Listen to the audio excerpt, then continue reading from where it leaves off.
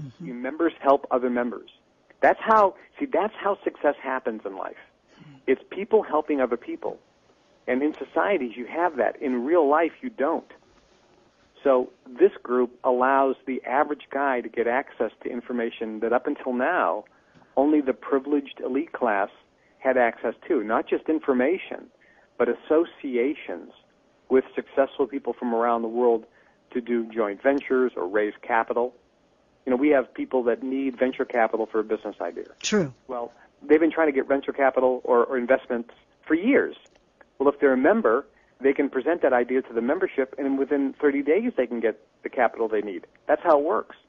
If their business idea is flawed, they can get good advice from top people, which would, maybe save them from a failed business venture. Well, is there any of it that's going to be open source? I mean, you're talking about finally lifting the veil and making this available. Why not? Why have it as a private club? Why can't you just release it wide?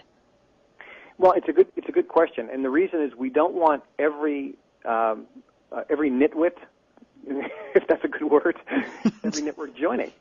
We want to offer this to people, but as Napoleon Hill said, we know that not everyone's going to take advantage of it. Right. So if I tell a friend of mine, listen, you may want to consider joining the Global Information Network, and he says it's not for me, good, because we didn't want him in the club anyway.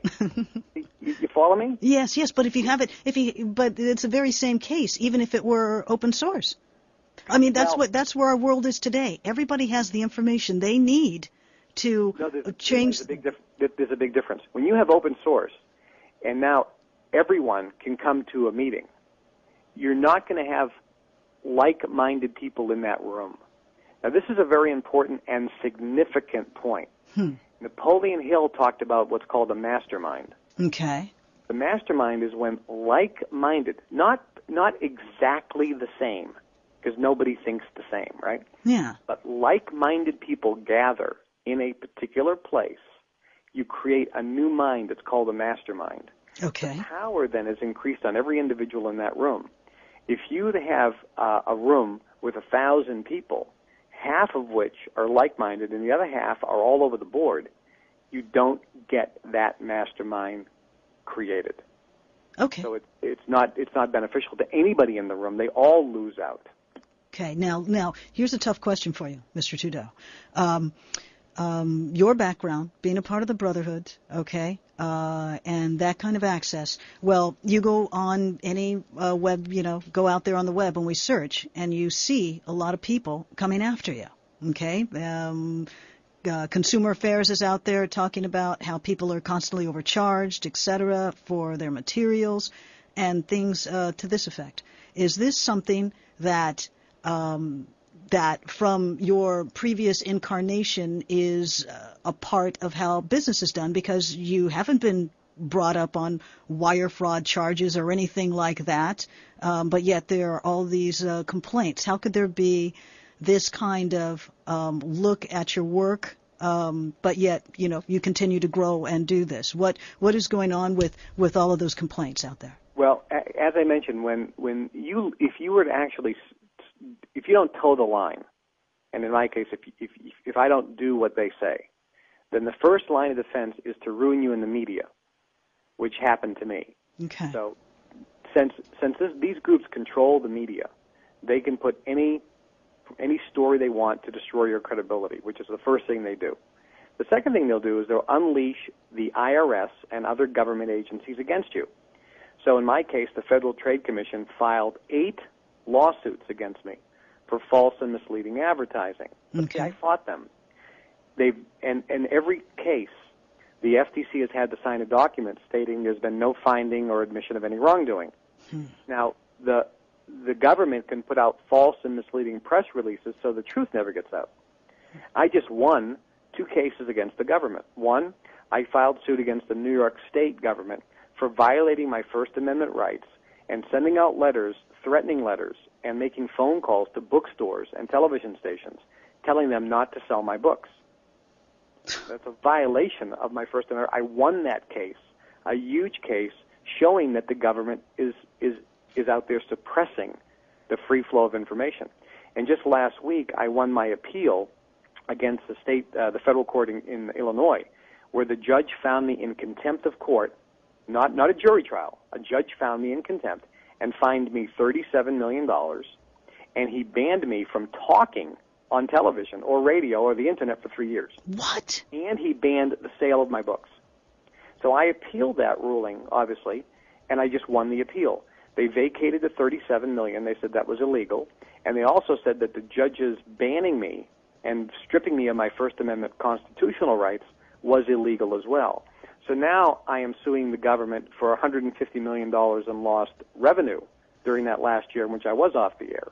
So the bottom line is, when a person like myself comes out and blows the whistle, the first thing that happens is there's massive negative PR that's put out trying to destroy the messenger and destroy the credibility of the messenger. Good. The second thing, the government will come and sue you, making it more likely that people will say, ooh, he must be a bad person, let's not listen to him. Mm-hmm. But I fought back, and I do have, luckily, the financial resources and some influence and power with powerful people that are on my side to fight back and win.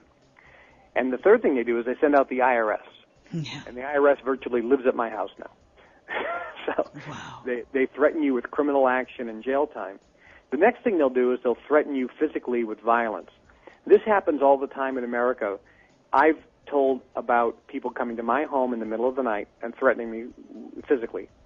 There was a gentleman on Fox News who was an outspoken critic of the Obama health care plan at a town hall meeting. Okay.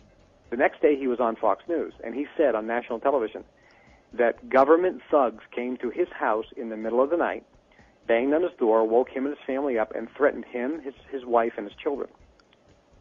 And this is the first guy who basically wasn't afraid. And he said, the next time the government wants to send their thugs, don't come in the middle of the night. But if you come again, I will use lethal force to protect myself and my family.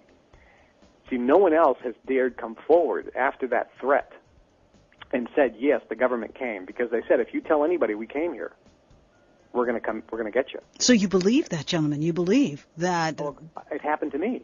And I've known people that have told me specifically it's happened to them.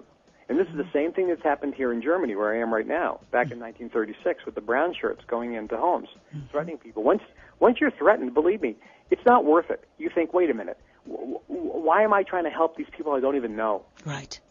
Okay, I need to protect myself and my family, and you changed. So the threats work.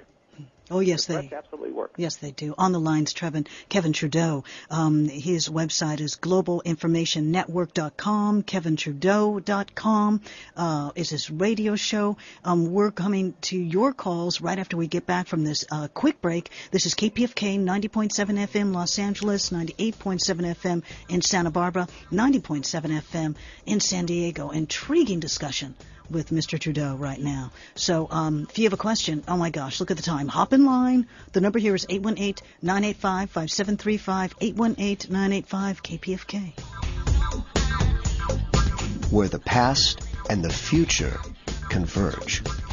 Go to www.radioalchemy.com, RadioAlchemy.com for streaming audio and more. All right, loves, remember www.kpfk.org and also KevinTrudeau.com, globalinformationnetwork.com. I just really had to shake and take a double take when I saw that on Craigslist. The idea of people that have been at the highest levels in secret societies coming together to form a global virtual secret society, to exercise the kind of camaraderie and mutual support and protection amongst like minds. The whole human species should be like that, but unfortunately, there has to be a resonance match, a frequency match, and it's all exceedingly intriguing, and I think it's revolutionary, and I really hope that it is bona fide and everything as Kevin is saying. And I believe you, Kevin. I believe you have the best intentions in this, and I really wish the whole organization the best. I mean, because that's what it really takes.